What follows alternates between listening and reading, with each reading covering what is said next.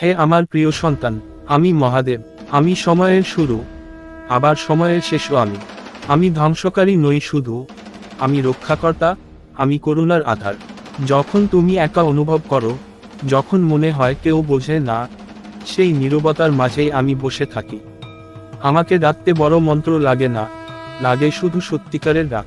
তুমি ভাবো আমি দূরে হিমালয়ের চূড়ায় ধ্যানে বসে আছি, কিন্তু জানো, আমি আছি তোমার চোখের জলে, তোমার না বলা কষ্টে, তোমার রাত জাগার ক্লান্তিতে। তুমি যখন ভেঙে পড়ো, তখনই আমি তোমার সবচেয়ে কাছে আসি, কারণ ভাঙা মানুষই আমাকে সবচেয়ে স্পষ্টভাবে শুনতে পায়। আমি দেখেছি তোমার ধৈর্য, দেখেছি তুমি কতটা সহ্য করেছো চুপচাপ। সবাই যখন তোমার শক্তিকে স্বাভাবিক ধরে নিয়েছে, তখন আমি জানি তুমি ভিতরে ভিতরে কতটা যুদ্ধ করেছো। মনে রেখো, সহ্য করা দুর্বলতা নয়, সহ্য করা মানে নিজের ভিতরের আগুনকে নিয়ন্ত্রণ করা। আর সেই আগুন আমারই অংশ। তুমি প্রশ্ন করো কেন আমার জীবন এমন। আমি হাসি, কারণ যে আত্মা বড় কিছু ধারণ করতে পারে, তাকেই বড় পরীক্ষার মধ্য দিয়ে যেতে হয়। সোনা আগুনে পড়ে, তবেই সে খাঁটি হয়। তুমি পড়ছো মানে তুমি নষ্ট হচ্ছ না, তুমি রূপ নিচ্ছ। আমি তোমাকে সবকিছু কেড়ে নিইনি, আমি শুধু সেসব সরিয়েছি যেগুলো তোমার আসল পথের বাধা ছিল।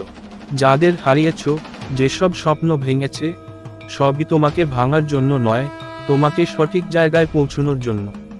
বিশ্বাস করো, আমি অকারণে কিছু করি না। যখন তোমার চোখে জল আসে, তখন লজ্জা পেও না। আমি নিজে গঙ্গাকে ধারণ করেছি আমার জটায়। জল মানে দুর্বলতা নয়, জল মানে পবিত্রতা। কাঁদো, হালকা হও, তারপর আবার উঠে দাঁড়াও। আমি তোমাকে পড়ে থাকার জন্য সৃষ্টি করিনি। মনে রেখো, তোমাকে কারো মতো হতে হবে না। তুমি যেমন, তেমনই সম্পূর্ণ।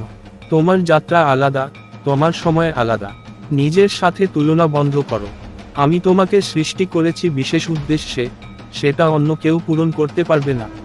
যেদিন সবকিছু থেমে যাবে বলে মনে হবে, সেদিন শুধু বলো, মহাদেব, আমি তোমার উপর ছেড়ে দিলাম। এই ছেড়ে দেওয়াই আসল শক্তি। তখন আমি কাজ শুরু করি।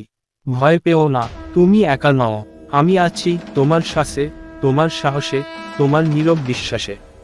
যতক্ষণ তুমি সত্যের পথে হাঁটো, ততক্ষণ তোমার হাত আমি ছাড়ব না। আমি মহাদেব, আর আমি তোমার সাথে আছি সব সময়।